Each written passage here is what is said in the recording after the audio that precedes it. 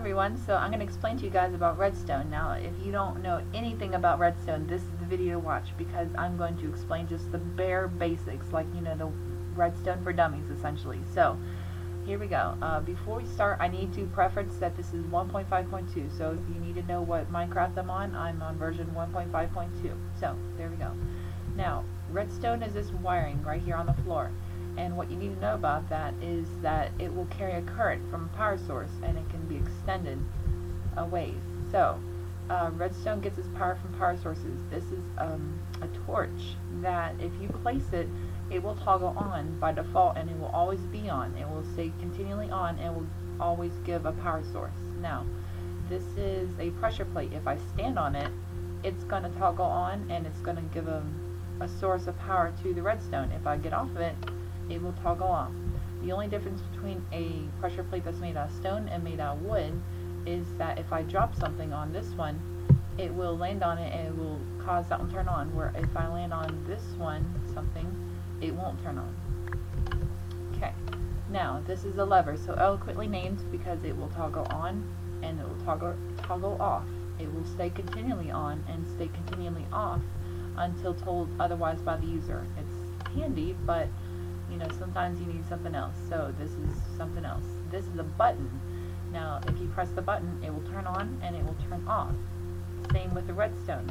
The only difference between the wooden button and the stone button is that the stone button lasts 1 second where the wooden buttons last a second and a half.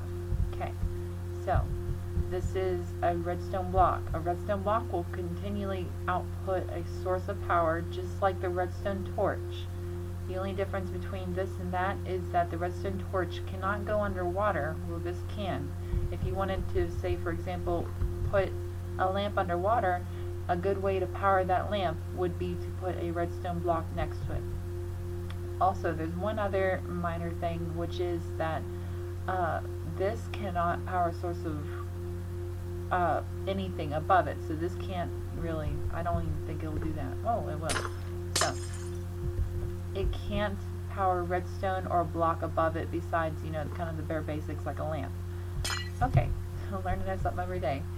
Now this is a daylight sensor. So a daylight sensor can sense the daylight, of course. So right now the sun's pretty high and it's going down, I think, or coming up, I'm not really sure.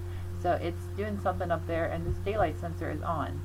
Now at its peak, it will be at its maximum power output at noon. So at noon, at high above, it will output the most power. If we change it, say, to sunset, you'll see that this will slowly die out, and eventually at night it will just completely diminish. So there's no more power because the sun's not here. Okay, so redstone will go and be extended, but it can only go so far. So as you can see, I've made this little counter so that you can see. Just to tell you quickly, it can only go 15 blocks, and I have it counted right here. 3, 6, 9, 12, and 15. So at number 15, the redstone is powering all the way to number 15, and as you can see, it's slightly glowing and it has that fizzle that redstone power has. Now this one doesn't have it because it's not going over to number 16. Now if we wanted to extend it, there's a little device that we have to do that, which is called the redstone repeater. So the redstone repeater takes this power and then outputs it at the same intensity pretty much as the redstone torch up there, and then we'll go another 15 blocks. In this scenario, we only needed to go a few more blocks to our little lamp.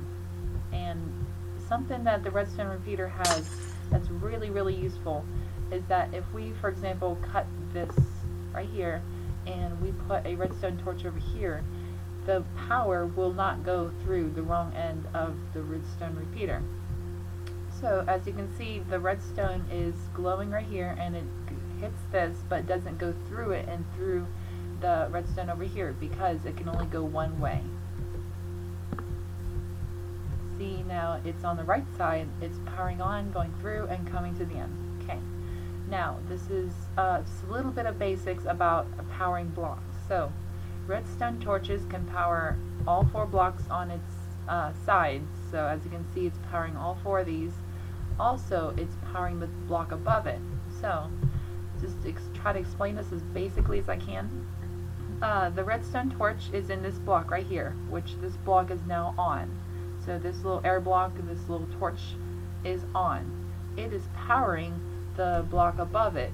So it is turning this on, which it's making this one default on by this one being next to it.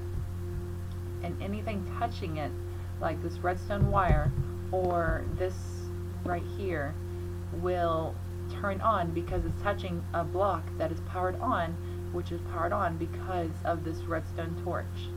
Okay, so I think that's a pretty good bare basics of redstone, and I hope I didn't confuse you guys, and I will be making more videos in the future about different ways of making it go up and down and different logic gates. But until then, thank you for watching. This is a video, and bye.